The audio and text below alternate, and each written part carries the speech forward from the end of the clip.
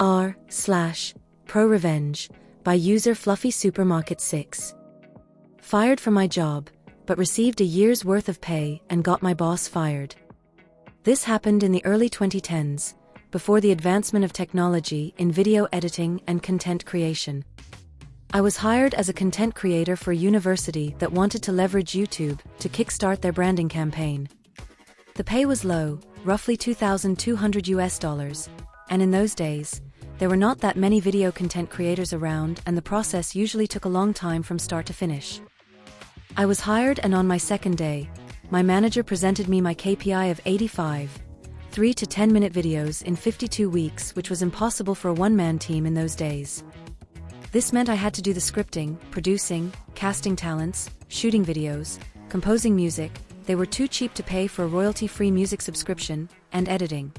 All of which I had to use my own equipment and software because their cameras and computers were so old, they simply couldn't handle the strain of even doing things in 720p, much less 1080p. I tried to let my manager know, but she just smiled encouragingly, telling me to give it a try, assuring me if the videos were good, the quantity would not be what she focused on. Hearing this, I agreed to give it a try.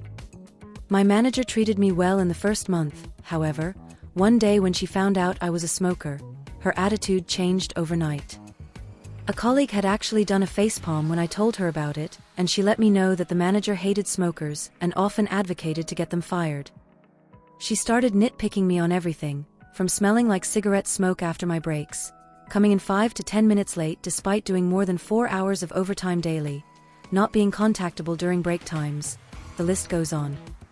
But I soldiered on, because I just wanted to do the work and do it well. 5 months in, I was called into the director's office where I saw my manager putting on her best displeased but gleeful face, and I felt my stomach drop. The director told me that she was disappointed because she had heard that I was falling behind on my work, and it was already halfway through the year and I had only completed 30 out of my 85 videos. I tried to explain that I had been working my butt off on these videos. I literally worked 6 days out of the week, over 60 hours, just to do what needed to be done, and that being a one-man army made things impossible, and also the fact that the videos I had put up grossed the highest views ever on their YouTube page. I also recounted how my manager said that she was looking for quality videos over quantity.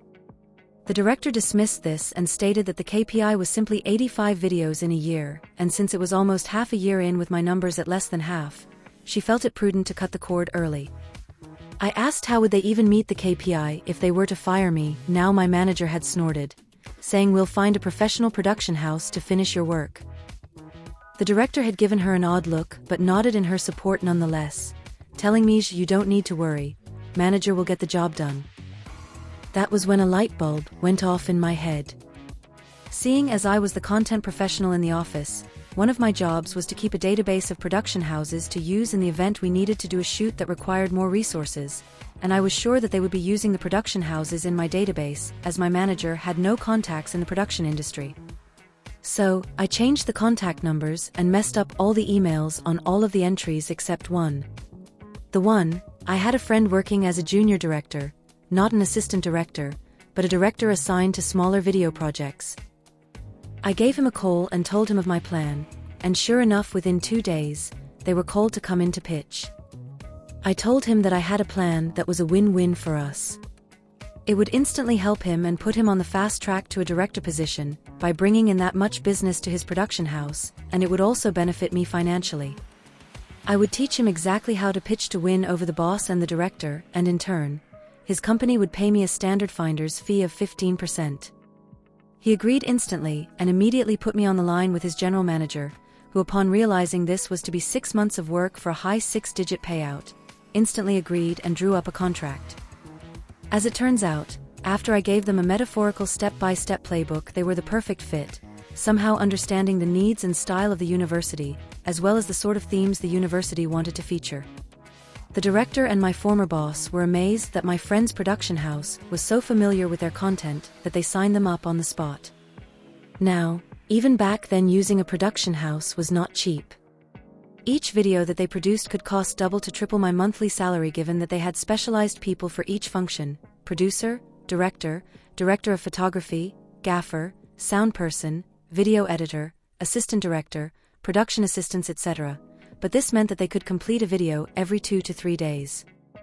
So yes, they produced 50 videos in a span of 4 months for over 100 months of my salary, and I sat back and collected the healthy 15%, which was about 15 months of my salary.